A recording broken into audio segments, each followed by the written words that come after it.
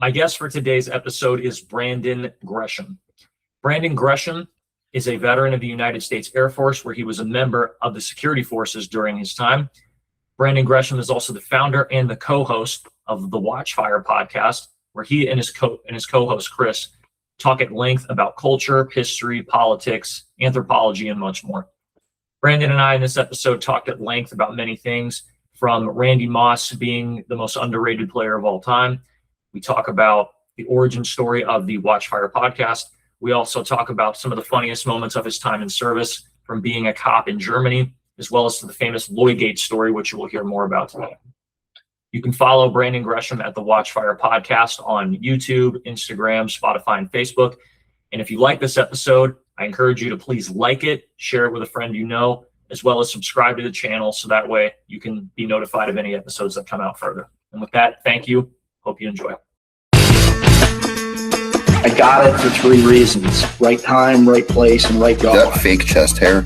Yes, it is fake chest hair. I did it so you could see the Star of David a little better. That's really funny. This is where the troops go in the back right there.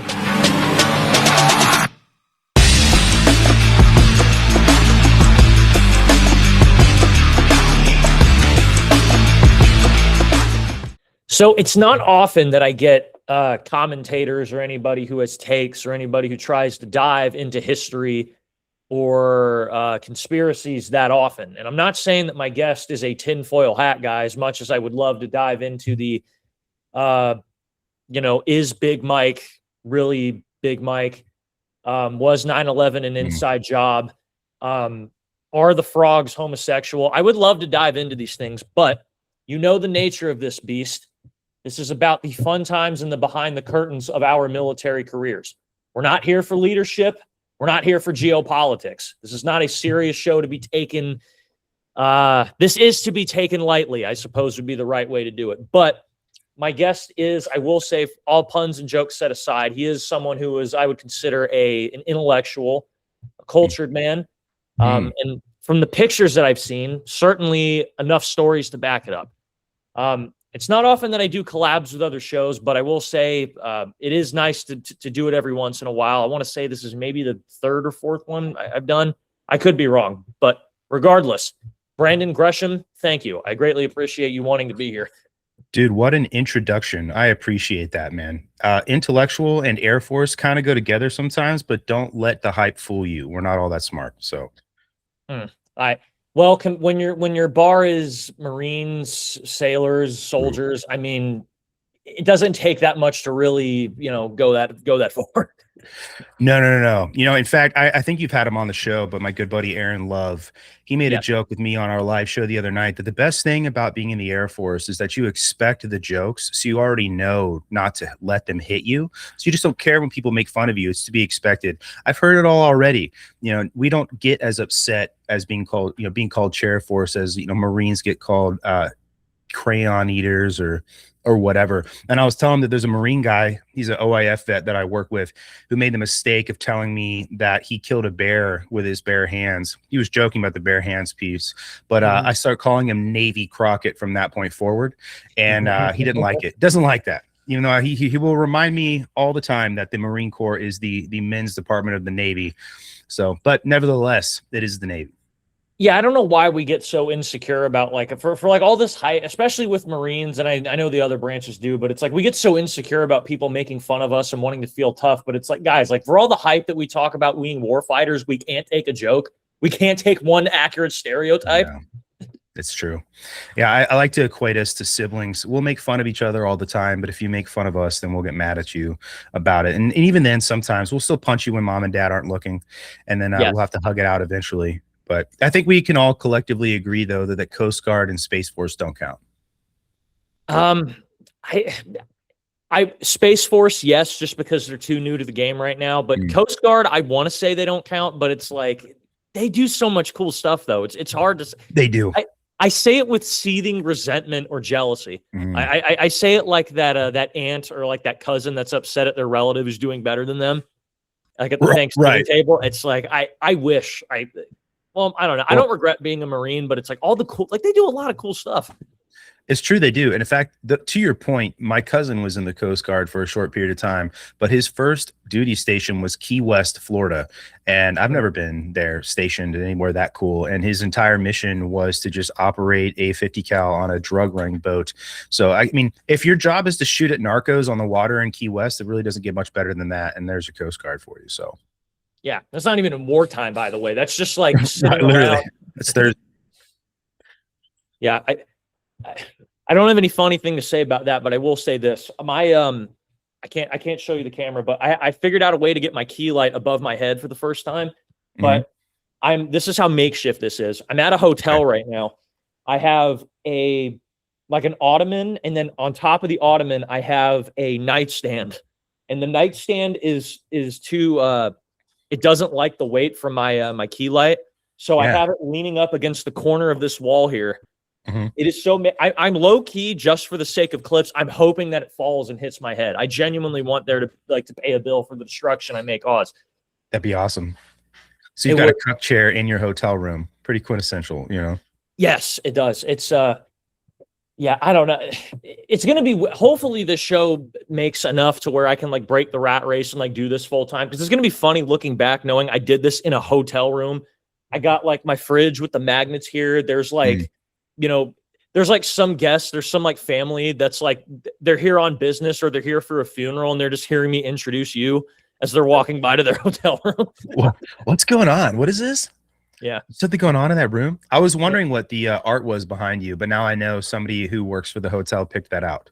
Yes, and you can probably find this at another 350 locations somewhere across at the IHG locations. They don't pay me to share you that, but maybe they'll give me some extra rewards points. Wink, wink. There's probably one on the other side of the wall, honestly. They're actually, it's not the same one, but there is. It looks like tiger or wood. One of them is like a wood. Like if you see a tree stump when you cut it off. The rings. Yeah, it's got that. There's a rock in the desert, and then I don't know what this one. It's tiger shade or I don't know, but quintessential, hotel art. Yes. Well, with all the introductions set aside, I don't know how many of my followers watch your show. You do have a bigger following than I do, so I would assume if people see this, they might be fans. But for anybody who doesn't know who you are, Brandon, how would you break it down? Who exactly is Brandon Gresham? Sure, man. Well, like you've already said, I was in the Air Force for almost 15 years, security forces, which is just the Air Force's retarded way of saying military police. But before that, I did work at a Blockbuster. So that kind of qualifies me for most things, I think. Wow. But after that, I got into cybersecurity, working fire mitigation as well. And I've been doing this podcast for about 3.5 years. I started it actually when I was still in the Air Force, but I wasn't doing security forces things when I did. I was working for Air Force Research Laboratory, which was probably the coolest thing I did in the Air Force that wasn't being stationed in Germany. That was my favorite time of my career. But dude, this podcast has changed a lot. It's the Watchfire Podcast, which is actually our new name. We've gone by I Came with Fire Podcast for the majority of the time. We just changed the name. But I've had 3 co-hosts, and 2 of them been named Chris. One of them was named Chris with a K, which should tell you everything you need to know about that loser. And then my homeboy Zach. Can I cut you off? About a year. Absolutely. Was this the one that? Because I'd like to get into the espionage story. I mean, because this is perfect for a show where you've talked conspiracies and stuff before. I think that it aligns so beautifully. Yes. Yeah. No, he's the one. Well, he was the person that I did this with first. We did about, I think it was 8 episodes before our falling out over his lack of participation. And then I started getting all my accounts hacked, and we had to go back and forth with some threats of legal action before I got my intellectual property back. But yeah, that story actually is pretty wild. I'm not going to throw a bunch of personal stuff out there about him, because some of the things, the whole reason why we got to know one another had to do with me sort of helping him PCS in to where we were both stationed at. But anyway, my homeboy Zach, whom and I were deployed together in Africa, he did this with me for about a year, and then he had a kid and was like, "Hey man, I just kind of want to do the dad thing full time." So Yes. He's like, hell yeah, bro. We did a little homosexual departing last episode thing where we hugged it out virtually. And now he's deployed now again. But and then Chris, my current co-host, he actually just a freshly retired Green Beret, which good for him. He's back in Wisconsin, living the life where he's from. And we've been doing this for about 2 years now. I actually met him, I think, through Aaron, if I remember correctly. Chris is a 18 Delta, so Special Forces medic, and then obviously Aaron is pararescueman, so those guys have a lot to talk about. And they did do that, and that's why Aaron introduced him to me. And dude, yeah, when Zach was on paternity leave, I did a couple of episodes with Chris to like kind of sit in for Zach, and the rest is history, dude. But we talk about a lot of things. Sorry, I didn't even really answer like what we talk about. Did we literally everything, man. Like you said, some conspiracy stuff, some supernatural shit. But biggest focus we have is talking about the history of the West is a kind of our main focus now, and sort of bringing forth trying to think of a way to say this, sort of breaking apart the estranged nature that is the United States from our history. I think a lot of people have kind of gotten to the point where we feel like we're disconnected from it because we've been taught that it's bad for so long. And Chris and I are trying to show everybody that it isn't. So not to get too retarded on a podcast that's meant to be lighthearted. So. Wait, you said too retarded is to be lightweight. I lost that last sentence. No.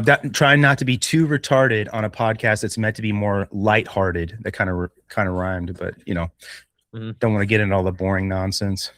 No, I get what you're saying. What exactly did it start out at? What exactly did it start out as? I don't know if you answered that already, but I'm a little curious. The man storyline. We really have never had a niche, and I think that's probably been a strength and a weakness. We would talk to literally anybody. We talked geopolitics. We talked even some sports. The first couple episodes of me and Chris with a K. But we've had on people who are historians, military veterans. We've had on people who, quite literally anything and everything. Anthropologists, archaeologists. We've had on astrophysicists. We've had on actual physicists. So people, dude, a lot of people that other really, really big shows have had on as well.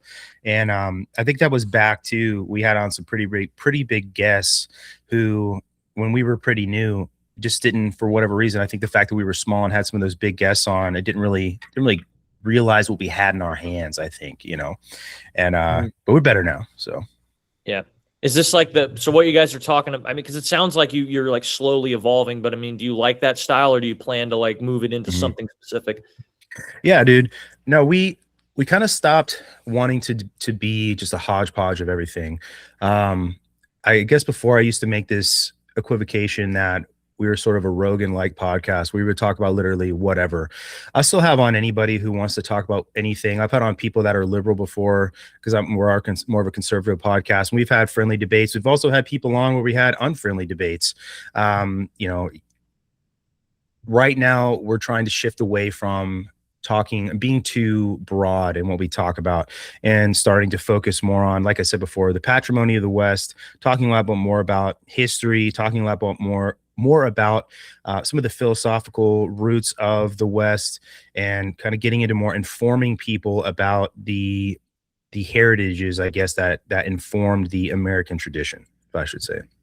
Is Chris with a K? Because you started with him, Chris with a K, and you talk a little bit of sports. Is it safe to say he's a Cowboys fan, given the I don't even know who this guy is. It just sounds like we're just going to shit on him if we ever start. Right, dude. I'm not going to lie to you. I don't think he was a Cowboy. No, actually, you know what? He was a Jaguars fan, which is kind of hard to hate on. Just being real. Yeah. He was a Jaguars fan. And the thing with him, though, that I didn't like was the dishonesty, not necessarily the sports takes.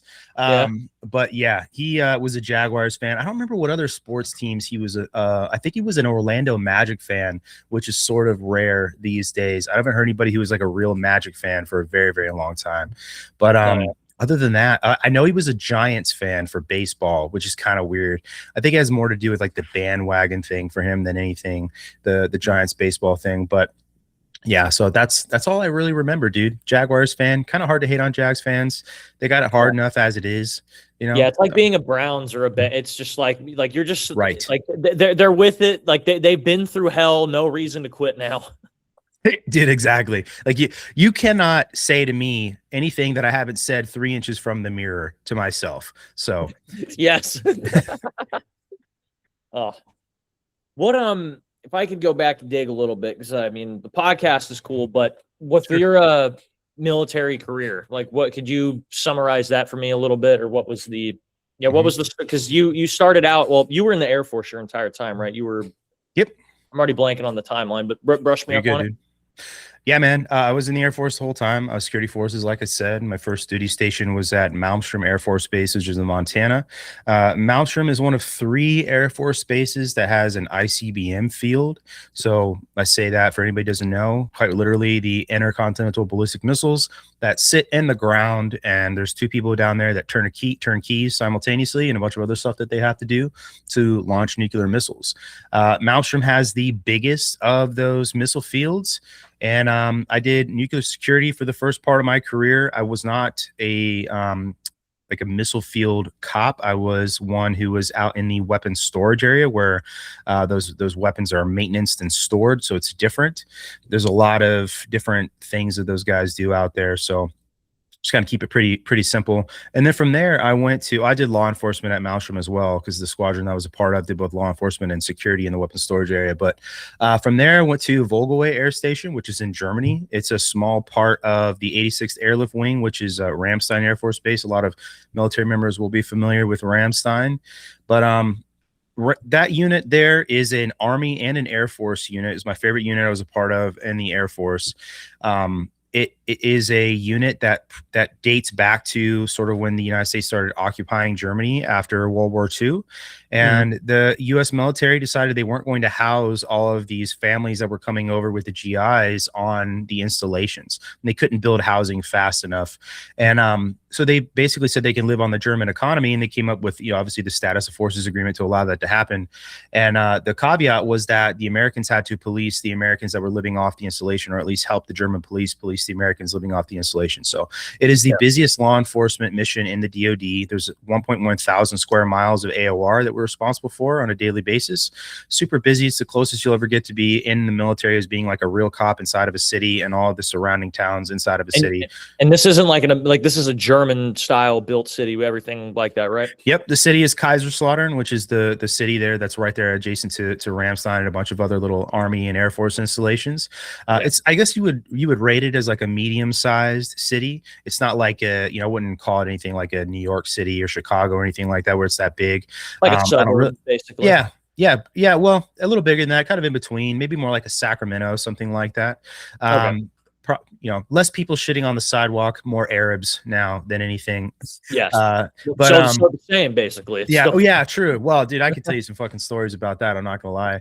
But that was my favorite mission, dude. Super busy. The best people I ever worked with in my entire career. It's actually where I walked away.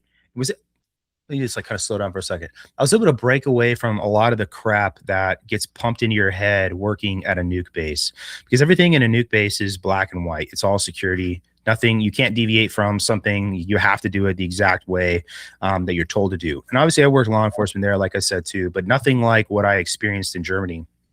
And, and you guys probably have experienced this in the Marine Corps. There's this, like, I guess you could say, misnomer that if you are a junior enlisted, brand new guy, that you're not capable of doing certain things that somebody up above you could do. Oh, of course. And that mentality is very much ingrained in the nuclear world. Some of it is a little different because the responsibility or whatever is a little higher in the nuclear world. But I get to Germany and I got all these E3s and E4s I work with who are handling domestic abuse calls, traffic fatalities, all these things. And these are 19 to 20, 21-year-olds. And with the level of professionalism I hadn't seen anywhere. And I was like, and they know their job inside and out. And I got the impression very quickly that it was a very serious job. These people took it very seriously. It was cool to know your job, which is sort of the inverse anywhere else, right? Yeah. And, so I really got to see that, like, man, this is a high trust environment where people are given a long leash to handle business, and they do. And it was probably one of the coolest things I got to experience, because from a master sergeant in the Air Force that's an E7, just like down to, there aren't any E1s or E2s walking around in the Air Force, but, all the way down to an airman first class, the level of competence and ability for the most part was right there with one another. Obviously, you got a guy that's been in for 12 years. He's not going to be as green as somebody isn't, but just I got to see. So when I PCS from Germany to Travis Air Force Base, where I was at last, probably one of the most frustrating things was to go from a very high trust environment to a place that had absolutely no trust whatsoever, and sort of kept with that old traditional like military, rank wise thing, a bunch of other nonsense going on. But yeah, man, that was my career, dude, from Malmstrom to Volgaway, deployed out of Volgaway to Africa. Now, one thing I've heard, if you don't mind me, no, absolutely, pushing in, because a little bit of what I've seen with, because I didn't really work with the Air Force all that much, but I didn't really work with them at all. But I noticed whenever I'd work with the other branches, particularly the Navy and the Army, the one like a big contrast that they have is, coming from the Marine side, the lower enlisted, obviously there are some things that they're not allowed to do. There's things that they're not trusted with, but there is an emphasis on trying to give them as much responsibility as they can. And compared to like other branches, it seems that, they are trusted with more from like the like a Marine E3, for example, seems to be trusted with more or given a chance to screw up more than like an Army E3, I would say. But like, overall in the Air Force, like what would you say was in, because from what it sounds like, when you were I forget the city name, but like Kaiser, whatever it was, that place you were in Germany, it's like very high. The term you used was high trust. But then when you go through, like, how was the rest of the Air Force? I guess because it didn't seem like, what was the overall opinion or take on that? Yeah, man. So there was a colloquialism, I guess you could say, in the Air Force for a long time, that we were a one mistake Air Force. If you made a mistake, your career was kind of over. Like, and I don't necessarily mean you wouldn't be able to re-enlist, but you know how it is. Military is so small that word of mouth will get ahead of you. Your reputation will precede you, whether that's a good, bad, or indifferent one, right? Yeah. And there's a lot of that in the Air Force, and there was. And I use the example all the time. One of my favorite flight chiefs was a tech sergeant. It was an E6 twice. And he had a DUI, lost a stripe, and then gained it back. And then by the time I knew him, he was a master sergeant. He was an E7. That would never happen in the Air Force today. That just wouldn't happen. You would lose a stripe. You would probably be denied re-enlistment, and that would be the end of your career. And that is probably one of the worst mindsets I think you can have, because what you're doing is you're not even creating a space for somebody to make a mistake and then come back. Obviously, there are people that are going to continue making mistakes, and I'm not talking about them.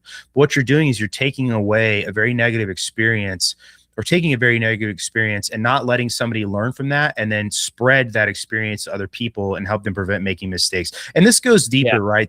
And well beyond like somebody making a serious mistake, like a DUI or whatever. Yeah. And so there's sort of a paradox in the nuclear world when it comes to responsibility. So like, you're I'll just use like this example. If you're authenticating with other AFSCs to move a nuclear weapon, right? When that schedule for moving these nuclear weapons or whatever inside the state goes out, the president is notified of nuclear weapons being moved. Okay. But you've got a 19-year-old who's in charge of the majority of that. And obviously there's other people involved, but that's a lot of responsibility. You see what I'm saying?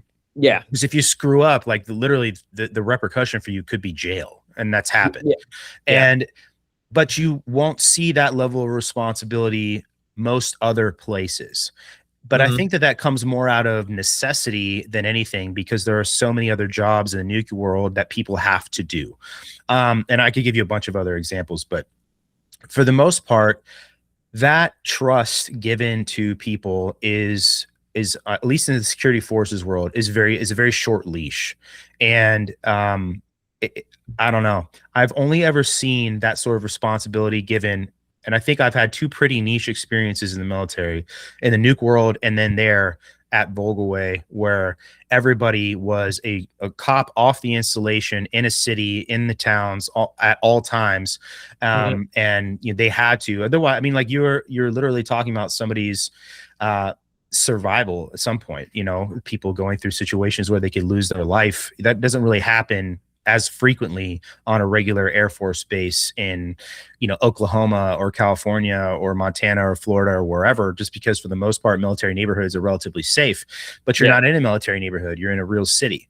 So I just think that that's a way to say that trust, you have to give somebody a very long leash in those environments, but that is the exception, not the rule.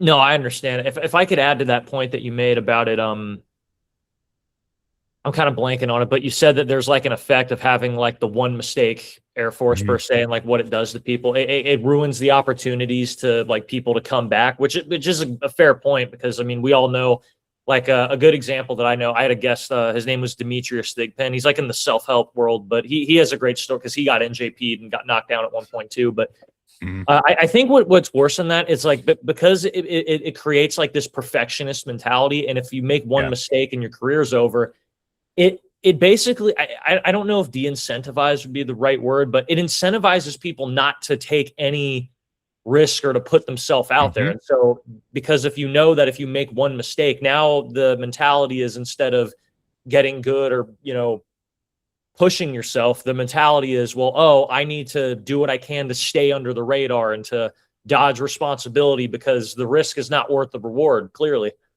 There's actually been academic study on what you're talking about at a higher level, actually.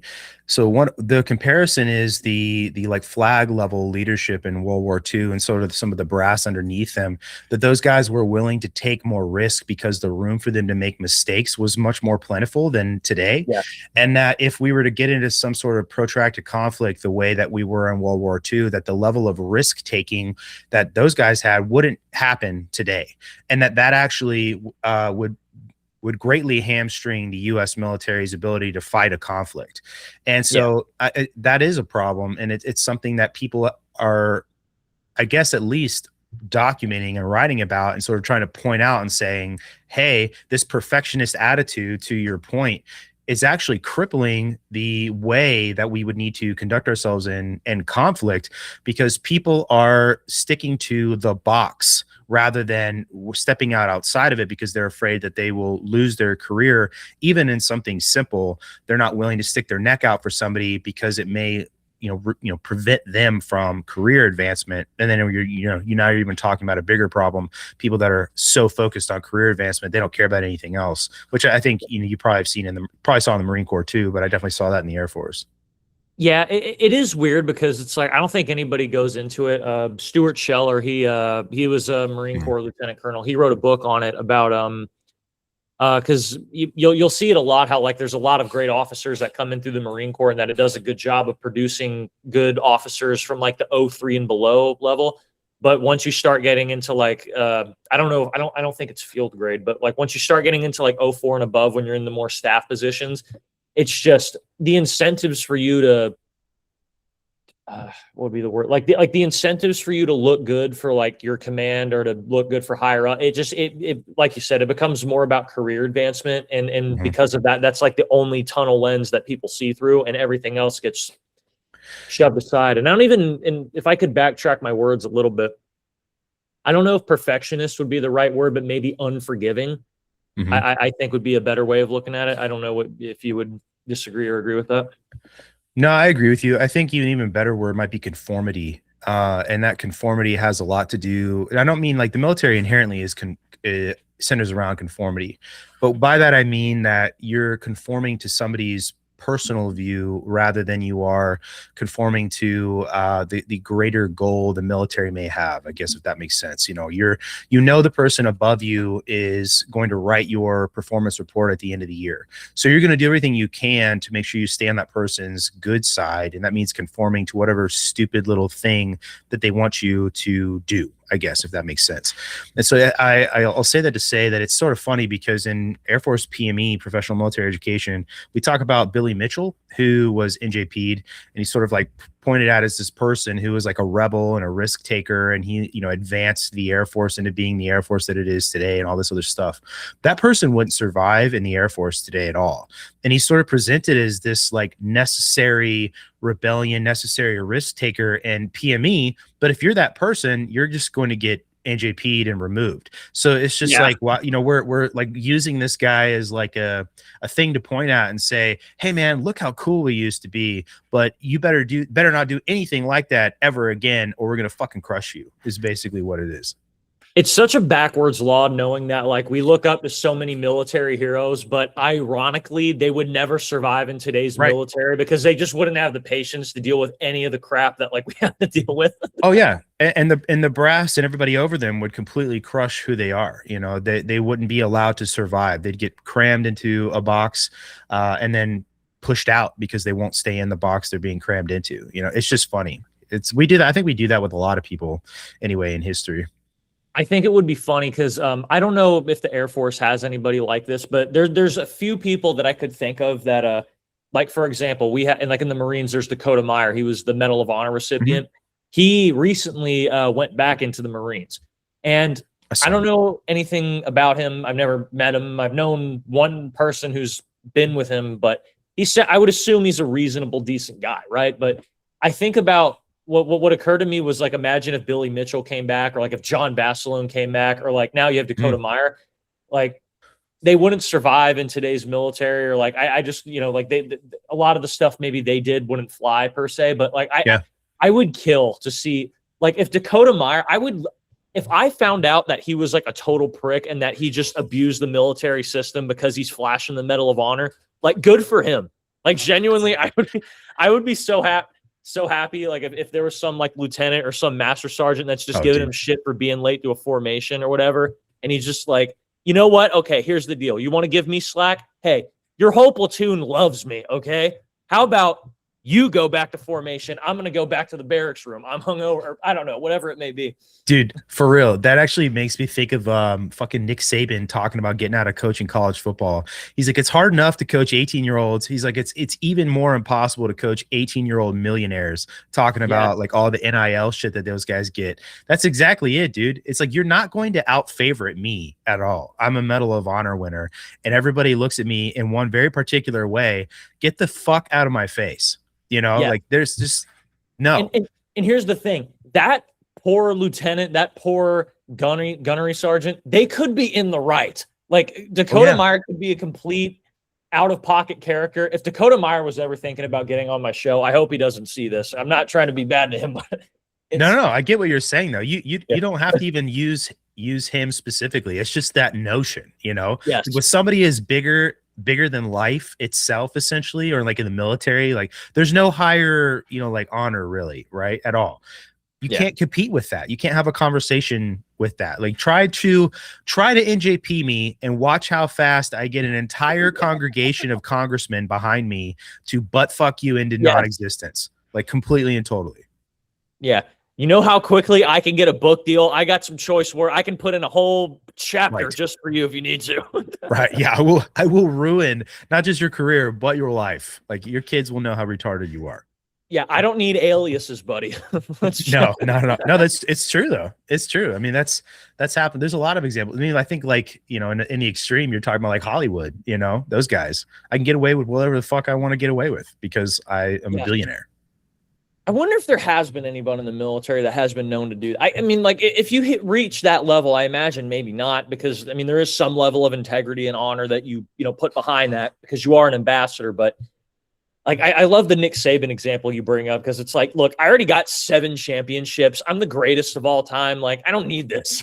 I piss excellence. Yeah, exactly.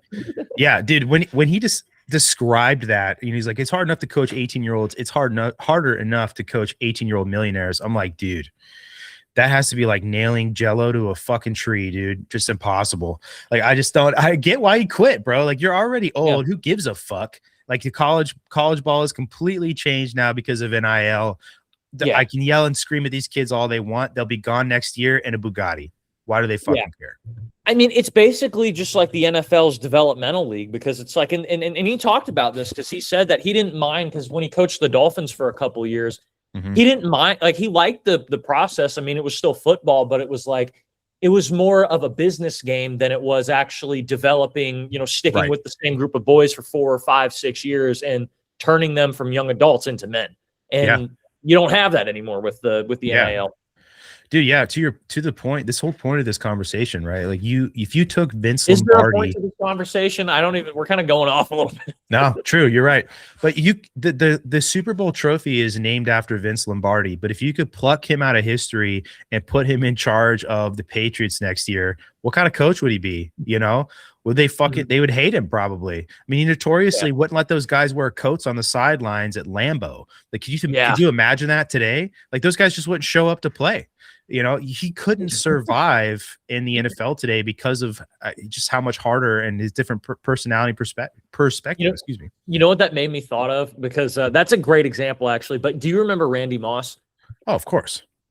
I remember, I don't know what exactly it was, but there was, when he was still with the Vikings, he went to a press conference and he was fined for whatever it was. I can't remember. He was fined $50,000 for something I assume was stupid, because the NFL is nicknamed the No Fun League for a reason. Right. But he literally walked into this press conference. He didn't even look at the crowd, and he just goes, "Look, I got fined $50,000 last week for some BS of y'all talking about. So here's what's going to happen. I'm going to ask my own questions. I'm going to answer my own questions. And then I'm going to give you the answer to my own questions, because I don't feel like talking to any of y'all." I remember that. Exactly. I remember that exactly. Dude, it's so funny you bring him up, because for me, he's sort of like the what could have been and never was. As I'm a Florida State football fan. Okay. Yeah. And so maybe this might be too old for anybody, but the seasons from like 97 through like 2000, we had Peter Warrick. I don't know if you remember Peter Warrick at all. Probably one of the most electric wide receivers to ever play the game. Just go back and watch the 1999 national championship game versus Michael Vick's Virginia Tech, by the way. Oh yeah. Absolute unreal game for him. But Peter Warrick and Randy Moss were almost on the same team at Florida State. And the only reason that didn't happen is because Bobby Bowden found out that Randy Moss smoked weed and that he wasn't allowed to play for the team.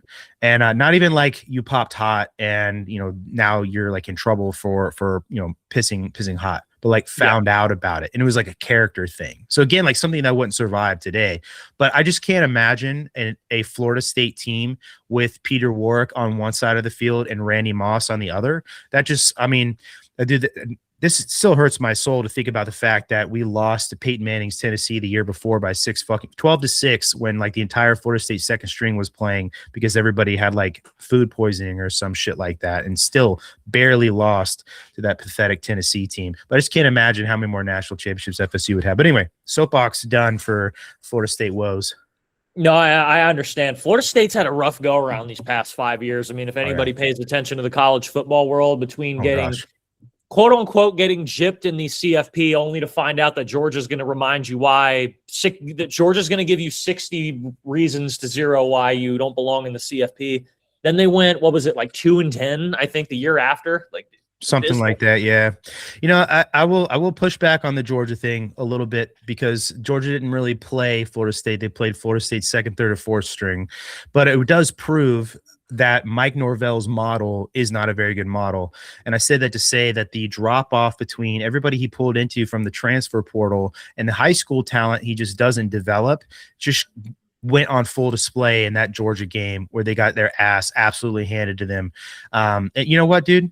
I think they fucking deserved it, because the rest of that, the only reason that Georgia played the backups is because the first string was like, well, I'm not going to play because, you kept us out of the college football playoff.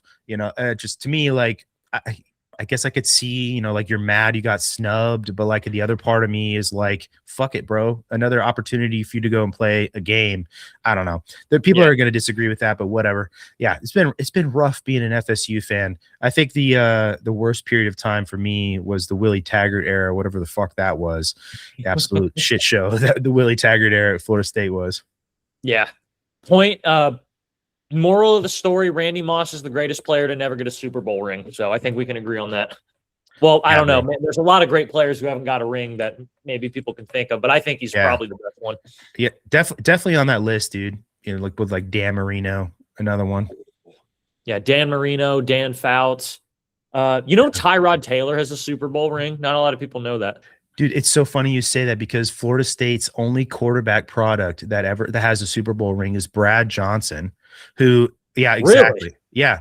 And he was the fucking quarterback of that 2002 Tampa Bay team, which just had like God's defense. And he basically could have been me out there hiking the ball, and they would have still probably won the Super Bowl that year. I mean, to be fair, we had Mike Allstott. We had the greatest fullback. Like, if you want to know, I've been working on a John Gruden voice impression for my comedy, but like, if you want to know what a Mike Allstott was like, imagine giving a rhinoceros a football and then just smacking it on the ass. That, Dude, like, I he love would watching run Mike Allstott highlights, bro. It is one of the greatest things in the world, like, just to sit there and watch this dude just kill people, literally. Like, I can't think of anybody that's in like Mike Allstott's like fucking league, bro. Like, if somebody was like, oh, Larry Zonka, and I'm like, yeah, but dude, he wouldn't survive the NFL today. Larry Zonka looks like the cable guy. He played in the early 70s. Okay, like, this isn't. Yeah, you want to talk about people who wouldn't survive in today's league? I'm sorry, Larry, but no, dude, that whole Tampa Bay team. Like, I'm not even a Buccaneers fan, but like you guys had fucking Tiki Barber, you had Derek Brooks, Florida State product. You guys had Warren Sapp on that team. John Lynch. Oh yeah, exactly. Was Joe Jaravicious, was he on the team that year too for you guys? Wait, which one? Who am I thinking of? 2002. Could be misremembering. There was another Rondé, John Lynch, Derek Brooks, Warren Sapp. There was another one you guys had on the inside line too that was really, really good. I know. I'm thinking of, let me pull it up real quick on my phone because I was just looking this up the other day, actually. 2002 Tampa Bay. Well, that Super Bowl was the #1 defense versus the #1 offense that year. And I remember, if you remember the Super Bowl, they stopped in the middle of it to give like Tim Brown some flowers for like the number of receptions he had was like a career or like an NFL record. But he was pretty much kind of a non-factor in that whole Super Bowl. Yeah. Yeah, there was the context of that Super Bowl was weird because not only did you have John Gruden, who coached the Raiders the year prior, so a lot of people wonder how that game would have played if it wasn't him. And then Oakland's starting center had like this crazy story about how he went out like the night before to like a strip club and like missed the game, and people forgot about that. So like one of their key I didn't know that. Yeah, it's an insane story. He was like a really, if I remember it right, he was like this might have been an all-pro. He might have been to the Pro Bowl, but he was like hands down one of the best linemen in the league. Yeah. And then out of nowhere, he like got drunk or something, or he went out in town the night before the game, and nobody could find him throughout the game. And like the commentators just had to pretend that he just wasn't a part of the team, or like they just had to act like an elephant in the room that, like they're starting like their best offensive lineman's just like nowhere to be found. Dude, that's wild. I didn't know that at all. Well, dude, to have that at the center position too, like that affects everything. Yeah, against. So here's the defensive starters. So Greg Spires and Anthony McFarland. Those were the other two, and then Simeon Rice. That might have been Simeon Rice. That's the one I was thinking of. Yeah, we had Alsherman Singleton, Shelton Quarles. He was the other guy, I think. Brian, and then the cornerbacks were Brian Kelly, Rondé Barber, and then the safeties you had John Lynch and then Dexter Jackson. Dexter Jackson, yeah. I was thinking of the on the offensive side when I said Joe Jaravicious, but I could have been wrong. I'm probably wrong. No, yeah. I don't. The offensive line, I don't remember too much. But then you have, Keyshawn Johnson, Mike Allstott, and then we had Michael Pittman, who was okay, but it was like, I mean, Warwick Dunn should have been a part of that team, though. I mean, I know. Speaking of FSU, one of my favorite players, absolutely. Dude, I am of the not to make this into an FSU podcast, but one of my favorite players in college ball. FSU has some great running backs, in my opinion. Before him, like Amp Lee, even older, and then Dalvin Cook, in my opinion. Excellent running back too. In college, can't stay healthy though. NFL. Yeah, it's unfortunate, but I usually try to clip farm this, but there's going to be a lot of great sports edits. Like, I don't know if you're a big fan of like watching the hardcore and like the masculine edits on like Instagram, and so there's going to be a lot of great edits I'm going to be able to make on from this segment. Good. I'm glad. Is there a way to see what he was fined for? I'm pretty curious to see what he was fined for, or like what was the controversy behind that. Let me see.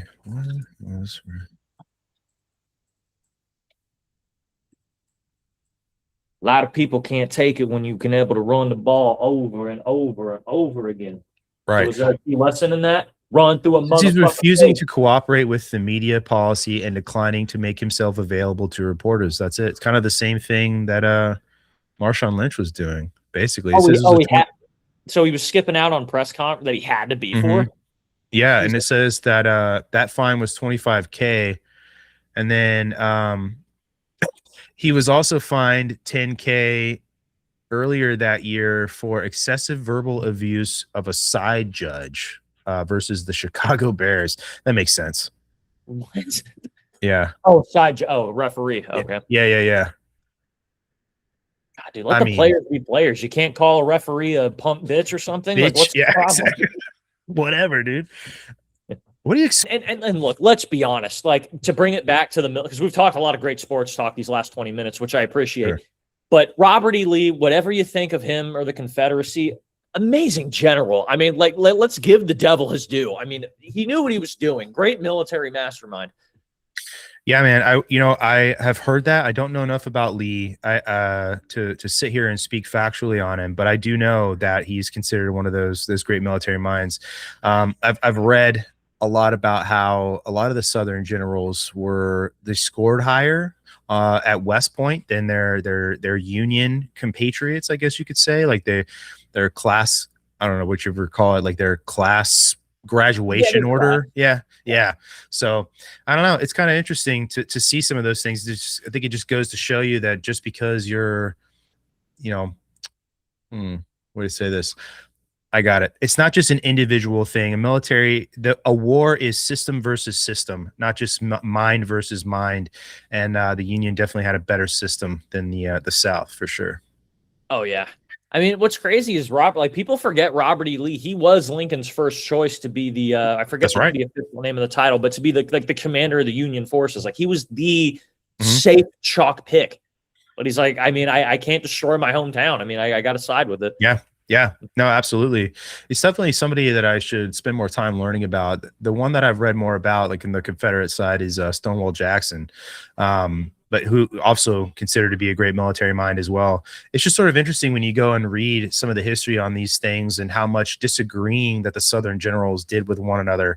And but I think some of the fatal flaws too. Like I know that Pickett was like eternally mad at Lee for some of the mistakes that he made. He felt like Lee made, and again, some of the short leashes that he felt like he was on, and sort of attributes like their relationship for some of the shortcomings of his military career, I guess, in a very general way of saying all of that, because I'm not a big Civil War historian. But yeah, it's pretty interesting. I agree with you, man. I should spend some more time learning about him for sure. No, yeah, he is. I mean, whatever people think about it, I mean, like, he's still a great mastermind. Yeah, why am I blanking out here? Oh, yes, that's why. The pictures. Yes. So fun time to, you know what? You want to know how oblivious I am to things? Not only did I care not to know what Noah Kanega's last name was before I said everything, but I didn't realize that in this Gucci picture, you have a crashed car in the background. I didn't even pay attention. Yeah. Oh, bro. So that's in Germany. And that whole unit, man, or my whole flight, we were Echo Flight. We went through a couple different names. That period of time right there was a particularly fun one, because we had a flight chief who, dude, was honestly kind of mentally checked out because he was so mad about everything that he was going through with the like med board process. So he just kind of let the NCOs run that flight, the way that we wanted it to. And I mean, everything was fine, but it was kind of cool. It was one of the first experiences I had where like a senior NCO was just like, fuck it, bro, you got it. And that's how it was. But crashes like that were probably 3 or 4 a shift. And I say that because Germans and Americans don't know how to drive around one another. And I'm going to say it's America's fault. Not going to lie to you. I think the Germans truly are the superior drivers. The roads in Germany make way more sense. And if you put a roundabout in somebody's neighborhood here in the United States, it's like kryptonite to Superman. Yes. And the Germans use majority roundabouts rather than traffic lights. Like they have traffic lights, but a lot of the intersections they let a roundabout control them because it just keeps traffic moving quicker. But they enforce their laws way harder than Americans do in some of these areas. And Americans get so caught up in like trying to get where the fuck they're going, I think, and they don't pay attention to rules. And Germans are like, I'll be late if I follow the rules, and that's completely fine. And they'll get into accidents like this all the time where some fucking American will wind up in a ditch. It's just so funny, dude. Yes. Yeah, maybe that's a good reason. Like the Germans don't have the one mistake Air Force. They're okay if you show up late in formation and they won't fire you for it. They won't knock you off in rank and throw you in the brig. Dude, it's so funny. You know, German people have this like expectation of Germany that I think is both accurate, but then also would probably surprise you. And I say that to say that if you don't want to work in Germany, you just don't have to. You don't have to work at all. You can collect money from the government for not working, and you can get away with it really easily. And I'll give you an example. So we would routinely hire people, the Air Force, to work. We would need Germans to ride along with us in the military. To translate, right? And then they have to perform as law enforcement professionals as well. So it's very common for you to get posted with a German who, you know, speaks English, and they're there basically to be a cop and be a translator for you. But they go through this process where once they get through their like interim period where they are like full time, if they never show up again and never work, they get paid the entire contract salary that they were guaranteed when they signed on full time, because the German government says the U.S. military has to pay them for that amount of money. So it's very often that we would have what we call a ZP who would show up for 3 months, their probationary period was over, and then they would never show up again. And then for the next 2 years, they would collect like $80,000 from the U.S. government. And that's how they operate in Germany. There are people that will go and like, oh, I'm going to work for fucking whatever. And then they show up, their probationary period is over, they never show up again. And all they have to do is say they're sick. There's no like vetting process. There's no proofing process. They don't have to show up with a doctor's note or anything like that. They're just sick. Yeah. And I've been through like the process of trying to get some of these people fired, and like the US Air Force will try to serve these guys papers and be like, you're just not showing up. And they just want to answer the door, and that's it. If you leave the notice in their mail, it doesn't count. But we would leave the notice in the mail, and so they just be, oh, I never got it, and that's it. So it's just so funny, man. Like the Germans are so and I was there during COVID too. I mean, good for them. I you know, look, I'm no like I don't like the 9 to 5 rat. Look, take the money, go ahead. Yeah, I mean, it's just so funny. It was when I learned that that's kind of like how they operate. I was kind of surprised. It was like it disabused me of a lot of my preconceptions about who Germans were. You know? Yeah. They're very serious people. I've heard things about German people that they're not exactly very kind, because from what I've heard, it seems like they're a very castrated people, especially in Berlin. And they just, quite frankly, they hate foreigners. They hate, especially Americans. And it's like, I get it. I get why you're bitter. It makes sense. So, you know, I mean, hey, free opportunity to get back at the man. You know, I mean, game recognizes game. I get it. I guess it's true, man. Hate the player, not the game. You know what I mean? Yeah, no, they definitely don't like foreigners, dude. I saw that a lot. Most of them are pretty chill with Americans, especially in that area. But if you get out into like some of the bigger cities, you know, Berlin would be an example, Cologne, some of those, like they understand that there's a lot of Americans there, and then tourists, obviously. But for the most part, a lot of Germans don't want the American presence in Germany anymore. But you know, it's a double-edged sword, because imagine taking 160,000 people out of a city one day, and then all of that business and, you know, the money going to mortgages and rents and everything else gone. It would, it would collapse the economy. So there's a lot of ways you could take that, because it's like you could say, well, you know what, we've talked enough politics. I won't go in that direction. Yeah, but you're good. You know, yeah, it's fine. Do that crash though? What exactly happened with that? That one? Yeah. What exactly? Yeah. What was the cause of that one? What was the backstory with that? Dude, that one really wasn't anything crazy. It was a rainy day. And believe it or not, the Autobahn does have speed limits. And when it's raining, especially, there's a speed limit. And somebody just lost control of the car, and it went into the ditch. But dude, that guy, his last, I don't know if I'll say his last name. We'll just call him Dan. Dan was out. That Dan was very, very serious One of those people that like even the most minor little accident like that, he treated it like it was, something very, very serious. And that picture, we snapped it of him just kind of standing there waiting for, I don't know if it was like DRK, the German Red Cross, to come out there or whatever. And that picture was just up in the flight chief's office for probably 3 years. Even after he PCS, people were like, who is this? Just like tricked him out, dude, to look. We used to meme each other all the time. There was a car that would drive around K-Town that was advertising like a strip club, and it was called American Table Dance was the name of the strip club. It's just kind of funny. And so we used to Photoshop everybody, like we would Photoshop one another inside the car driving around sometimes to just like post that places. It's just one of these things, like the culture on that flight was awesome. And so there's nothing exceptional necessarily about that crash, but just the memeing one another and like just that, like taking him and like tricking him out as somebody who just was like constantly very, very serious and so focused on like training and professionalism as a police officer. And his picture was up in the like on the whiteboard in the flight chief's office for years. It was just kind of funny. He didn't like it, but he just kind of like let it ride because it was part of the culture. So I get it fully. What am I looking at here? How quick did you guys make How quick did you guys make it after? Was it like that? I might have missed it when you were just talking about it, but was it like that day that it came out? The picture? Yeah. Oh yeah, dude. So everybody around there, all the patrols, they carry iPads. It's multi-purpose, help you get around, all that stuff. And they snapped a picture. One of the other guys, he snapped a picture of him, and then just as we were sitting there on scene waiting for them to like the rest of the response to tow truck, just made him into a fucking meme and then sent it in the group chat and the iPads and just went out to everybody. And so he found out in the iPad.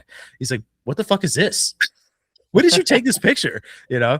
So just kind of funny. Yeah. Okay. What was I have no idea what this is, but I think it looks like a jar, but I assume that's a plastic bag. The red, whatever that. Oh yeah. I'm pointing it like the camera's ear. Yes. No, dude, that's Red Man, dude. That's chewing tobacco. Dude, that's my one of my best friends, Chris, a totally different Chris. I know a lot of Chris's apparently. And dude, just a good old boy from fucking Kentucky. And that's my homeboy, Kenny, the black guy in the photo. And him and I went to tech school together and basic training and all that together. But the joke was that, Chris got him hooked on Red Man. And it was just really, really funny to see sort of a city boy, black guy who just dipped Red Man all the fucking time. But that was his first time trying Red Man. And he actually liked it. He was like, for like weeks, he was like, "Man, you got to try this. You got to try this." And he never would. And then finally that day at the gate, he got him to try Red Man and he was fucking hooked. And it's just sort of one of the things, I think the best things about the military, dude, is people really, you just wind up not caring what somebody fucking looks like or where they're from or whatever. And it just sort of, I think to me, like, it proves the American concept more than anything. And so you get, good old boy from backwoods Kentucky who gets the kid who's from the city of Chicago hooked on fucking Red Man, and he just is at the club, dude, the hip hop club with a dip of Red Man in his mouth. It just, that's it, man. It's not what you'd expect. And I always thought that was kind of funny. No, yeah, very, yeah. The one time where like the melting pot ideology like does make sense, and it actually you do see the beauty of it come through. Oh yeah. And as well as people enjoying any type of tobacco, that seems to not change across the branches. Is it? Oh yeah. Is it pretty big in the Air Force when you were there? Oh yeah, absolutely. Chris was one of the people that only ever did like actual chewing tobacco, whether it was like Levi Garrett or Red Man. A lot of everybody else said like Skull or Copenhagen or whatever. But I mean, he's the real reason I even tried that stuff. He's like, dude, it tastes like raisins. You have to do it.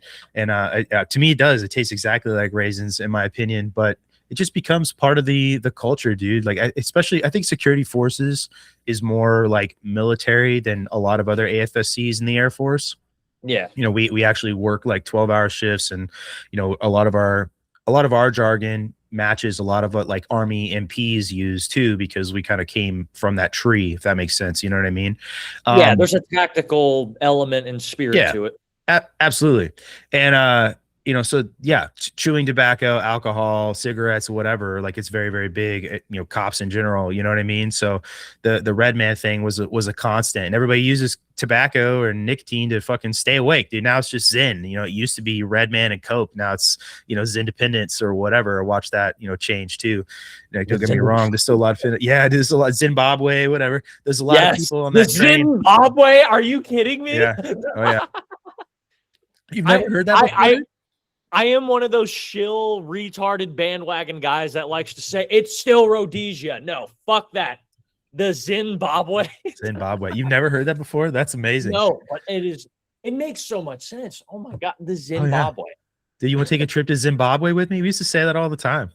I would love to do that. I don't care if it's not Rhodesia anymore. Who that? Like, I love seeing the memes where it's like it's like that picture of Squidward yelling at SpongeBob and Patrick. It's like, you're not Rhodesian bushwhackers. You're from North Carolina. Right. Yeah. But yeah, exactly. It's called Zimbabwe now. That's it, bro. Absolutely. It took over. I feel like there was another one I think I'm missing that because there's something like that. And then the John F. Kennedy, like when you relate to like the vape pen, not the I've never heard that. There's the John F. Kennedy that's hilarious to me, and then there's another one. I think the Zen. I could be wrong. I think it was the Zen though, but I'm blanking out on it. But Zimbabwe, that is straight up top tier. That's like Super Bowl. There you go. Well, you're welcome, brother. I appreciate it. Thank you. Yeah. Yes. The season of giving never stops, folks. No. What was your tobacco of choice though? Bro, I'm not gonna lie to you. Did you try to do tobacco? Yeah. So this is a true story. I never used chewing tobacco at all, like my whole life. My dad did. And I tried it a few times before going into the Air Force and never really fucking got a taste for it. And then I was at tech school and I let the peer pressure get a hold of me. And I went to, when we were finally able to go to the shop and buy shit, and you were allowed to buy, tobacco or alcohol or whatever. And I was like, you know what? Fuck it, dude. I'm just gonna get on this train and get addicted like everybody else. And I'm just gonna be a good little fucking airman and do this. And I bought a can of Skull Cherry. And I was like, I'm just gonna use this shit. And so like after training, we'd sit there and like hang out. I'd pop one in, just kind of bullshit with everybody. And one day, dude, we got to fucking talking, and I completely forgot I had the dip in my mouth. And the buzz hit me, and then I just kind of like kept hanging out. And then it got to the point where it was like, oh shit, I'm beyond buzzed, and now I'm gonna get fucking sick. And I had the whole like Sandlot thing. I don't even know, man. It was a pretty hefty dip. I'm not gonna lie. Ooh. And oh yeah, bro. I fucking excused myself and went and yacked my fucking brains out. And everybody's probably listening, like, dude, like, what a fucking pussy. But dude, yeah, after that, dude, I was just like kind of like had too much alcohol, of some sort of alcohol, and you're just like, I'm never doing that again. Like for me, like Pinnacle Whip vodka, never doing that again. I still drink plenty, but I'm not doing Pinnacle Whip vodka anymore. And but yeah, dude, after that, no, now I actually got it right here, dude. I do this a little bit. If I can get out of my little pouch here, a little bit of do that. Pipe. Yes. Oh yeah. I like the pipe. Pretty good stuff. I don't think I have anything. I mean, like being in my, I got like one of the hotel wine glasses. I mean, that maybe could be something. Yeah. Yeah, dude, I got all kinds of pouches. I do the pouches, all that shit. But for whatever reason, man, that day with the Skull Cherry, after that, I fucking was done with the shortcut, all that stuff. The Red Man, I did that. If I was posted with Chris or whatever, I would throw a Red Man in with him. That shit will hit you like fucking lightning immediately. I don't know if you've ever done Red Man. If you haven't, I highly encourage you to try it. If you're used to taking trips to Zimbabwe and you throw in a Red Man, I'm gonna tell you right now, bro, it's a totally different experience. It's delicious. It really is, but it'll hit you really fucking hard, really quick. It would not surprise me in the least. But with that said, though, I think just being clean cut is just on, especially now that like I'm almost in my 30. Being clean cut's the name of the game. I don't have any. Yeah. It's like I was very clean like during my time in the Marines, and like I tried alcohol, and it's just like I don't know. I genuinely don't get like why this was like the obsession for everybody. Like when you get out of high school, it's like this isn't fun. Like I get being buzzed. Like okay, yeah. I know how I should act when I'm normal now, but it's like the 2-day hangovers and just like feeling fat and getting bloated after, you drink because you get used to drinking so much, and like the amount of money, it's like, what, like this is like child's play. Like there's no hype like the hype is fake to this. I agree, man. I went through a little period where I went out with a lot of friends and did that. And then, dude, it only lasted a couple of months. And I just kind of was like, I'm fucking broke all the time. I feel like shit. I don't really like doing this. Like anytime we go out, we're on the same fucking loser ass hoes, and retards out here that are here all the time. They're actually alcoholics and shit. I'm just like, I'm not about this life, and stop that pretty quick, man. Not gonna lie. So. Yeah, time to get a new set of friends. It hits you pretty hard. Yeah, no, it's actually pretty surprising when you stop drinking like that. The people that drop off, dude, it's kind of like it's kind of what holds you together. There's no substance. Yeah, it's really it is. Yeah, it's a good oxymoron of a quote. Like there is no substance to it, and when you think about it, like how many people need it to. Like, I hate the idea of needing it to have a fun time or to like activate your personality per se. It's like you don't have the courage to try to figure that out and to act and to be just like a fun extroverted person by yourself or just like naturally. Like you like the fact that you need alcohol to do it for you. It's kind of sad when you think about it. I agree, dude. I have friends over. I like to, the traditional almost 40-year-old white guy into history, smoking meats. And I'll have a buddy over. We'll like smoke a tri-tip, and I'll pour a glass of whiskey, but that'll be the one glass of whiskey I have because I like the taste of it. And it's to me, I think that having a beer with somebody is sort of a way to connect with them, but it's not about getting drunk at all. We will have like one beer, maybe two, and that's kind of it. I'll pour a glass of whiskey. Maybe we'll have another one a little later after dinner as like a nightcap, but I never really even feel buzzed. I definitely don't get drunk, and it's just sort of a thing. And it doesn't have to happen either. Somebody could be like, oh man, I'm good. I'll be like, cool, me too. No worries, dude. I'm not gonna drink alone, so no worries. Yeah, you almost treat it more of like because like, especially when you're like, I mean, how we were, when you were young enlisted or if you're in college or whatever, you treat it more, or you have this mentality like it's an all-you-can-eat buffet, and it's just like this dopamine indulgence. But as you age a little bit, you almost treat it more of like salt and pepper. It's more of something to complement whatever you're doing. Yeah, actually, I really like that analogy. It is exactly what that is. It's the point isn't the liquor, if that makes sense. The liquor is just sort of like the thing you're holding in your hand and sipping on. I enjoy this imbibing with you. It becomes, it's funny, not to get all fucking philosophical on you, bro. I'm just going to say that C.S. Lewis and Malcolm Gita talk about this too, like specifically about the pipe. They're talking about that it's a ritual. It becomes the way that you use the alcohol, or you use your mind, or the pipe specifically they're talking about as sort of a way to get into a frame of mind so that you can produce in a certain way. So they would talk about writing with a pipe all the time, and that pipe becomes the way that your brain focuses on doing something specifically, because a pipe requires a certain amount of work. You have to pack it, you have to light it, you have to keep it lit, you're focused on it. And once it's lit and you're in this mindset where you've sort of let the troubles of the day, all the distractions fade away because you've honed in on something specifically, sort of whatever muse you have comes out because it's now infused. You're locked into using that pipe as a ritual. And sort of alcohol, like a glass of whiskey or a beer with a friend, can be sort of the same thing, I think, where it sort of locks you guys both into something you're sharing specifically, and it's a tangible thing. It's not just an experience, and it just becomes, I guess, like a ritual demonstration of friendship and sort of like something you're doing together that is very specific, I guess, if that makes sense. But like for them, it would be like the relationship between them, the pipe, and the paper, if that makes sense. Yeah, it's symbolic in a sense. Yeah, exactly. Yeah, I've never really thought of it that way, but I mean, I suppose it checks out. I mean, there must be some, I don't want to say truth to alcohol per se, but I mean, if you notice, it's like there's not that many cultures where it's not prevalent. I mean, it's literally everywhere that you can, except for like maybe the Muslim world and like the Mormons, but like it's a great connection tool for a lot of people. So I mean, it's a very old thing, dude. The ancient Egyptians were making mead, so for what it's worth. I don't know if you ever heard of this, but I guess there's a theory on it, but so you know how for most of human history, like clean water's just never really been like a thing. I mean, like obviously we found we could clean it, but we couldn't mass distribute it.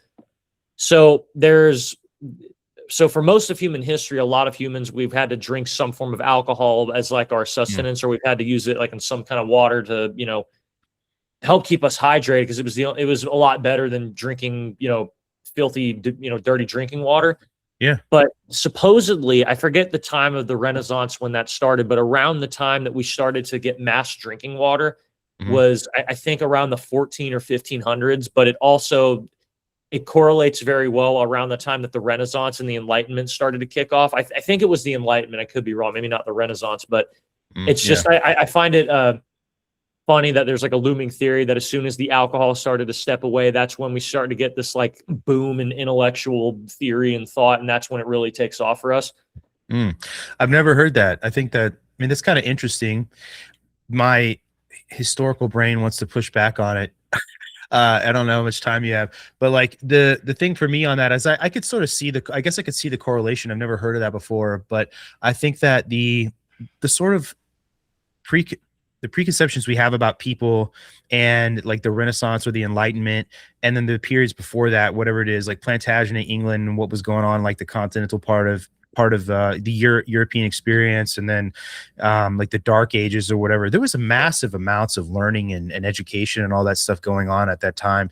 That even all these like assumptions we grew up with, specifically about how dirty people were at the time, have been really kind of broken down as well. Like they did bathe somewhat regularly, not necessarily the way we did, but not like in the way that we were taught, that everybody just like took a river bath once a month or whatever.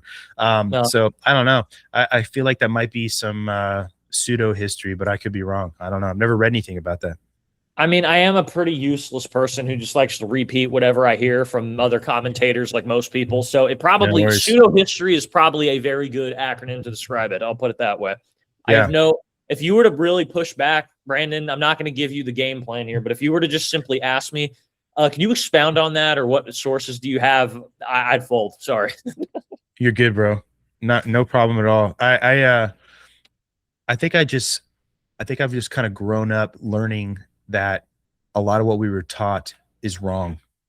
And I've spent a lot of my adulthood reading some of the things that I guess took for granted from other people out of textbooks that I know are completely biased, or TV shows and oral history. It's just wrong. It's kind of wild. Yeah. Well, I think one thing I've learned, especially because it's really weird, and I don't know what opinions you may have on like the JQ or like Israel, because that's become a real hot button thing over the last 3 to 4 years. But I think one thing, and it's kind of weird, I don't think we need to learn as much as we need to be reminded of things sometimes. It's one thing that it's made me think about is like, instead of listening to commentators or like watching documentaries about stuff, it's like, just go directly to the source material and just like make your own opinion of something. Like a good example of this, I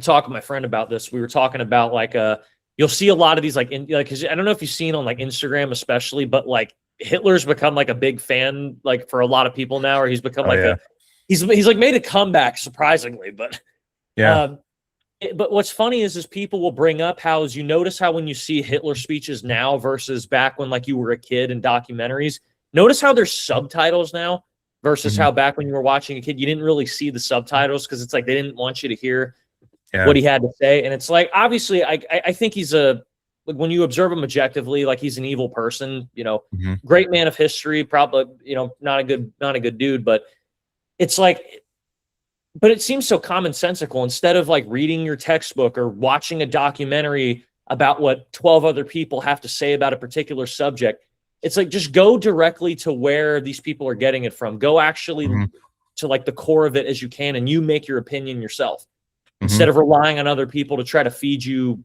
Because like, even though I made the joke about how I just regurgitate whatever I hear from other commentators, it's like there is still something on you to figure out, like you said. Oh, yes. Form your own opinion. Yeah. I love that you said that it's on you to figure things out. I agree. I think that's probably one of the biggest disconnects in a lot of different things. I think an example of that right now would be the Odyssey movie. I don't like some of the casting choices at all. That was like a gripe I had, but it is also true that the Odyssey traditionally was an oral history, an oral poem that was passed down, and it was slightly different kind of almost every time because of the person recitating the poem. And so it doesn't necessarily have one tradition. It has, a specific group, I guess, that it belongs to. But anyway, that's, I think, what kind of Christopher Nolan did was just like, this is his perception, I guess, of like the Odyssey, whatever, sort of the things he's saying. Maybe it's not the best example, but to your point about Hitler, it's funny. I think about watching documentaries or the History Channel of him back in the day, and any sort of mention of him obviously is like what happened. But then when they would play audio of his speeches, it was like louder than the actual narrator of the documentary. And then German just has this way of sounding angry all the fucking time, even if they're talking about something that has, that's not angry at all. And so he sort of just sounds like this loud, angry piece of shit. And I guess you can boil him down to those things. Absolutely. I don't think he was a good person in any way, shape, or form.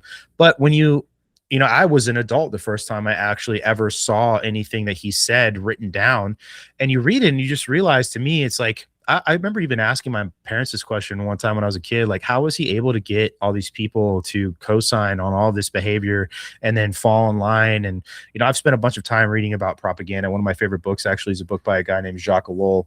It's called Propaganda. It's right over here. The Formation of Man's Minds is what it's called. But you read it and you're like, or you read like Hitler's speeches, you listen to him talk, and it's just like, wow, on the surface, I can relate to feeling like, these guys being mad about what, they were handed after World War I, and like mad about the failure of the Weimar Republic and the Weimar Constitution, and some of the things these guys were experiencing and everything. But like at the end of the day, you're like, well, what actually happened? And people have sort of done the same thing with like Mosley in the UK. And just Oswald Mosley.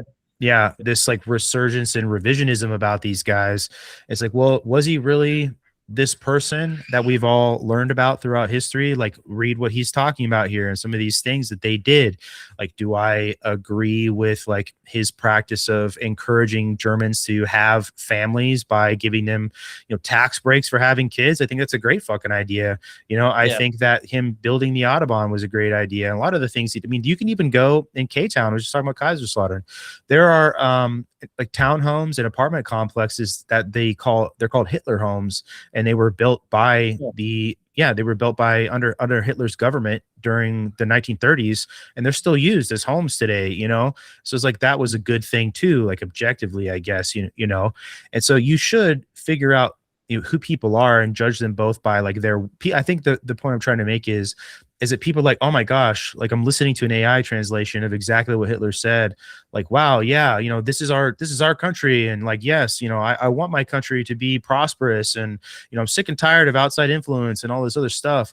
But it's like, okay, let's look at the words, and then like, let's look at the actions. And yeah, I think people are caught up in like how good of a propagandist he was, and then not taking the next step and looking at the aftermath, if that sort of makes sense. And I mentioned earlier about having people on to like debate, and I mentioned that one of the debates we had was kind of rough. I'll just put it that way. But it was a guy who was like basically taking a stand for Joseph Stalin, and was trying to basically make this case that he made the USSR into a successful country. And I think the word successful there is pretty subjective. But I try to say, like, you can't really separate whatever success the USSR had from the atrocities that happened under Joseph Stalin, and try to separate those two things, and he didn't like that very much, and was trying to sort of separate those things. Anyway. Well, it is interesting though, because it's like, like you can, like, he was a communist. Obviously a lot of people were killed under him. It's like you could, I would say Genghis Khan was probably worse, but yeah, probably one of the worst mass murderers in history. But it's like, and what's funny enough, they actually mentioned this, and I think it was Nuremberg, but it's like the great men of history are not remembered for that. Like, human beings are surprisingly very forgiving if you win for them. Oh no, that's 100% the truth, dude. I like that you brought up like Genghis Khan. Another one that people bring up all the time is like Napoleon. He's considered would be one of the greatest military minds of all time, and the things he was able to accomplish, you can make the point, I think, that like they're their amazing accomplishments in a certain way, right? But Yeah. then you have to look at all the negative too. It's kind of hard to separate some of those things. But you just are looking at somebody. You have to look at somebody for the context that they live in and say, like, this is what was going on. Like, I would never be like, oh yeah, Joseph Stalin was an amazing person, or like Genghis Khan was an amazing person, or something like that. But at the same thing, sure, he did wipe out 10% of humanity in the 1200s. Yeah, exactly. The but carbon he did it on footprint of Earth. horseback. Let's give him some credit. Right. The carbon footprint of Earth was reduced because of this guy, but I can sit there and say, at the time that he was alive and fucking clapping cheeks and killing people, because they did a lot of cheek clapping, Straight savage. yeah, straight savage. Like, yeah, dude, he fucking did that. And that's just kind of like he's a product of his environment necessarily, but I'm not, wouldn't condone the Mongol horde, I suppose, if that makes sense, Yeah. No, yeah, I agree with you. But yeah, moral of the story, make your opinions for yourself. Sure. My God, am I too tired? Jesus. It's okay. I normally smoke crack before I get on podcasts, and I didn't today, so I probably seem low energy. You didn't tell me? Or you didn't tell you, send sorry. me any? I know, man. My bad. Sending drugs to the mail is a felony. Speaking of cracks, yeah, probably, especially in Texas, they don't allow anything here. Speaking of cracks, can you hear the cracking of my chair as it goes back? No. No, Can you yeah, hear my son screaming in the background? No, thankfully. It's squeaking so bad, like this chair right now, and it's driving me up a wall. But hopefully nobody hears it when the I haven't heard it. Out. I haven't heard it. That helps out a lot. Yeah. Let me get into one more picture. We'll see how this goes. No worries, dude. Which one should we do that we haven't done? Ooh, you could do the Loygate one. There's a couple of pictures in there that. Yeah, what is the Loygate that I served? Yeah. Okay. So on almost every base, there's a pedestrian gate for whatever reason. Most of them are backed up to like a school or something significant off base. And Malmstrom's is in the back of the base behind one of the housing units. And it's a gate in the wall that backs up to the playground at Loy Elementary School in Great Falls. So it's called the Loy Elementary School gate. And it's security forces' responsibility to open it a few times a day during the school year to let kids in for school and then let them back onto base at the end of school. And we jokingly called it, like, you're familiar with like PL resources, protection level resource. You ever heard that term before? Yeah. Yeah. So like PL1 is a nuke, but we jokingly called Loygate PL0 because like there's nothing higher than like a nuke, but like the Loygate would literally get the wing commander on the phone immediately if it was fucking 30 seconds late. And so that was the kind of how it was at any point. If you were late opening it, like everybody's butthole puckered because somebody's fucking Karen wife was going to call and complain about you not opening the gate on time. But anyway, when I was in charge of security forces training, which is when those couple pictures I sent you were, they had sort of distributed the responsibility between the guys that work patrol and then like all the back office jobs, which was, I was in a back office job at the time. And there was a couple of different times that there was some serious miscomms about who was opening the gate, because kind of right when I took that job over is when the new commander for our squadron was like, well, this isn't going to just be a flight responsibility. This is going to be a flight and back office responsibility to like distribute the wealth basically. And there was some miscomms because like who was supposed to open it or whatever.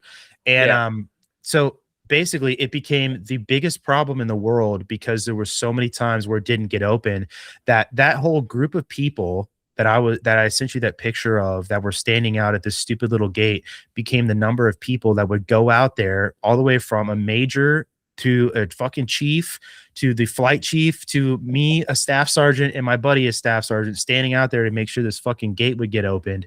And it was like the thing I'd get a phone call about every day, like, Sergeant Gresham, make sure the fucking Loy gate gets open on time. I'm sick and tired of getting my shit pushed in by the base commander for this thing not getting fucking open. And we so just turned into this big fucking joke for us. We were like, fuck all you guys. Like none of the other, we kind of made this point, like, there are so many other bases where there's a gate or something like that that is a shared responsibility across all of the jobs on base because everybody uses it. Like an elementary school gate would be an example of that. You would have an augmentee go out and open that gate from civil engineering or whatever. And for whatever reason, the leadership there at Malmstrom was never cool co-signing any of that. And so we just turned it into like this big fuck you. And actually, I'll show you. We had a tab made that says Loygate. Yeah. And, Let's go. dude. And so we started wearing that tab just to go open the fucking gate as like a morale patch. And people started complaining about us wearing the tab. They're like, that's not a real fucking tab. You can't wear that. And we're like, yeah, no, we know. Like our commander said we could wear it, you know? And it was sort of like just basically it started pissing out all these people off. And so our commander was like, no, just fuck it, dude. Wear it out all the time. Wear it around all the time. And he's one of the best commanders I've ever had. And there was a couple times like we were walking around with it. And this was before like the whole morale patch debacle. I don't know if you guys had that in the Marine Corps, but we got like our ass chewed. Like somebody would try to like chew us out for wearing the Loygate tab. And so we started like there's this whole like Vietnam vet joke about like I served like in Vietnam. So I just wrote Loygate vets on the fucking whiteboard in the training office. And then my buddy wrote I served because it was just like the biggest stupid deal ever for no fucking reason, you know? Yeah. And it was just we had the captain we had at the time, super nerdy guy, actually, I'm not gonna lie. That dude was a fucking trip. He made me give him a ticket one time. It was pretty funny. But yeah, he was just the biggest computer nerd. Like, you know Sheldon from fucking Big Bang Theory? It's exactly the sort of person he was. And not the person you would have ever thought that would have been like, yeah, I'm going to spend my own money to buy 300 of these fucking tabs and then distribute them to people. But he did, because he was like, man, he's like, this is so fucking stupid. I'm like, yeah, it is really fucking dumb. He's like, what can we do? And I just was like, we came with this idea, like, why don't we just turn it into a fucking tab? And he's like, that's brilliant. And he did. He dropped like $600 to have like 300 of these fucking patches made. And then we had them and distributed them, and became the Bayside Squadron morale patch was a Loygate tab. And it made so many fucking people angry because it's not a real tab, but it was a morale patch shaped as a tab. And yeah, and it lives, its legacy is there forever now. So why are people, because like we don't really have patches like in the Marines per se, like like at least not on our uniforms that we really wear, but like what's the offense of like it being a fake tab? Like what exactly is a real tab? I guess dude, they're you know, a Ranger tab, I guess, would be a real tab. I don't know. There are not, I don't think the Air Force actually has like an Air Force tab per se. Like you can get like an Air Advisor tab, but it's not the same as going to like a school and getting like a Ranger tab or something like that. You know what I mean? And there's like some, if you go to like the U.S. Army's like jungle school or whatever, the Air Force is allowed to go to that school, so you can get like the little jungle certified tab, which is another thing, you know. And obviously I know like Marine or the Army, there's a difference between like having the Ranger tab and the Ranger scroll. Well, the Air Force doesn't really have anything like that, really, you know, like scroll or like scroll and tab wise. But people, I think, look at the tab as like something serious and earned. You know, you go through Ranger school, like a ribbon or something like that. Yeah, I guess. Yeah, a ribbon might be a way to like your like stolen valor in a way, I guess. Okay, it's like, you know, but that's was kind of the point. It was just like everybody had made such a big deal about this fucking gate and the confusion that happened because the commander changed his policy on it, and then you know, he took some accountability in it by making fun of himself and then letting us wear these fucking tabs around, sort of realizing he was part of the problem, I think, you know, which is an amazing amount of accountability for any sort of commander. I mean, one of the better commanders I've ever had. And people just got so mad because they're like, that's not a tab. That's not a real tab. Tabs are for hard schools, you know? And there's like a handful of security forces people who have gone through, you know, the Ranger course for whatever fucking reason, because it's kind of pointless. You go to Ranger school and it just became this like thing. Or like when they'll send a brand new LT to air assault. It's like, and then they'll come back and they'll sit in the passenger seat of a Tahoe for the rest of their fucking career. It's like, what was the point of going to air assault? You know, it is just for their OPR. And so I think just people that take themselves way too fucking seriously got mad at us for turning this pedestrian gate that for an elementary school that existed 10 feet off the fucking wall of the base, and all you had to do was drive your kid out the gate, hang a left or a right, and travel a block and drop your kid off, but you turned it into this whole so we just made a joke out of everybody's angst and butthurt, and they got butthurt and angsty about it. Go figure, So it was just kind of like this middle finger we could wear in our uniform, and I got to for like a year before he wasn't our commander anymore. But it's probably one of the more funny times I've ever had in my career. Just like nobody could say shit about me to it because our commander was cool with our group commander, and the group commander okayed us wearing these tabs too. And there's all these other security forces squadrons in the nuclear world that were like, we don't have anything like that. And we're like, yeah, you fucking don't, because you don't have a Loygate, you piece of shit, fucking boot. Yeah, exactly. Yeah. So it's just like one of these like rare times, in the nuclear security world, somebody who wasn't a product of the nuclear security world as a commander came in and just was a normal fucking human being and let us have some fun and backed us up the whole fucking time when we had some fun. And it was awesome. So, he's a full bird now, and I think he deserves it. So absolutely. In theater, they say that a good way to end a story is to return to act one, to return to what the characters were already doing in the beginning. And I find it beautiful how we started off talking about how the military takes things way too seriously. They flip out over the tiniest of things that are just like make no sense, have no real world consequences, but they're treated like the end of the world. And here we are ending with Loygate. That's it, dude. It was treated like the end of the world. And I had fun upsetting a lot of parents, especially when these same people would call if the fucking gate was 2 minutes late to open up, but it's negative 20 degrees outside in Montana, and they're dropping their kid off to school in basketball shorts and a t-shirt. It's like, I could just arrest you for child neglect right now, but go ahead, call the fucking base commander and complain about the gate being late by 2 minutes. My kid's cold. Maybe put a coat on him, Karen. Yeah, I was about to say, you get if you're a military, I assume these are military spouses doing this at minimum. Oh, yeah. So it's like you have ample benefits. I know they give out Wobies at SIF. Okay, you can hand it to him if your husband ain't in the field. Right. You could go to the Airman's attic and get a coat for free. Yes. They have waffle tops at SIF and out in town. Yeah, exactly. You're the last person that should be complaining about anything like this. I know what you get. Yes, and they feel very warm. The waffle tops I love are criminally underrated.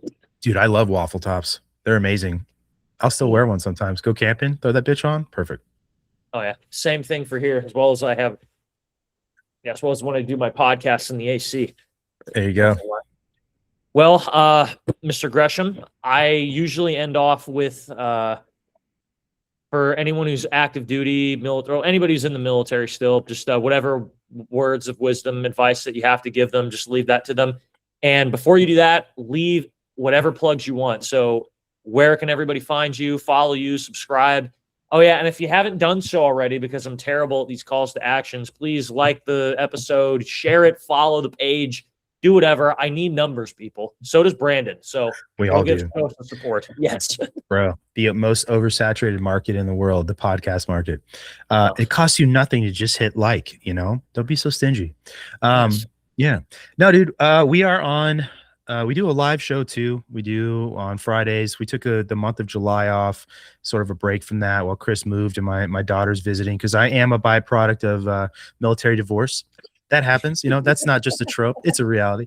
And anyway, we go live on Rumble on Fridays, and then starting in August, we're going to do Wednesday and Friday. That's at 7 p.m. Pacific time, because I'm out here, unfortunately, in California. And then all of our podcast episodes are also on Rumble, YouTube, Spotify, Apple Podcasts. The RSS feed goes to a couple other places podcasts are posted that I've never heard anybody say they listen to podcasts on. So, but those are the big ones. And then those episodes drop on Saturdays. We did just drop another episode a couple days ago with Jeremy Ryan Slate, a Roman historian. That was awesome. Super cool conversation. He was like, hey, bro, you ever read this book? And I was like, no. He's like, if you read it, we'll have a conversation about it. It's The Roman Revolution by Ronald Syme. It's actually really interesting. We try to talk about the last 100 years of the Roman Republic. And great episode. You guys want to check that out, and you like Roman history, you can go watch that. But But yeah, man, that's where to find us. We're on Instagram. That's where we post all of our reels and shit like that. Some of them are over on YouTube. I try to keep things like Instagram exclusive, supply and demand, I suppose. And then we're on X too, where I also post Substack stuff as well, some history and sort of some civics related, I guess, content. But yeah, man, words of wisdom from the military. I guess I would say biggest words of wisdom from the military is that you have to be your own advocate. Absolutely. And don't let anybody talk you out of advocating for yourself if you know you need to. And then also that the level of effort that you put into things normally will equate to what you can get out of them. And the military was one of those things.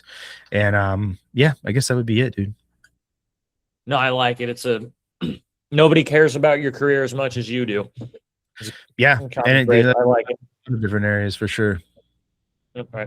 Well, Mr. Gresham, I don't know if we'll talk too much. I know how much time you got, but maybe we'll share a few words or two. But to everyone else listening, please go watch and follow the I Came with Fire podcast. I forget the man that you just mentioned about the Roman episode. I watched about 15 minutes of that. I think the first 15, 20 minutes when I was doing some research prep. Actually, a pretty decent episode from the little bit that I did see. Yeah, so go check out Brandon. Go follow him on Rumble, YouTube, everywhere else. Go follow me. I would appreciate that if you've stayed around here long enough. Hopefully you followed.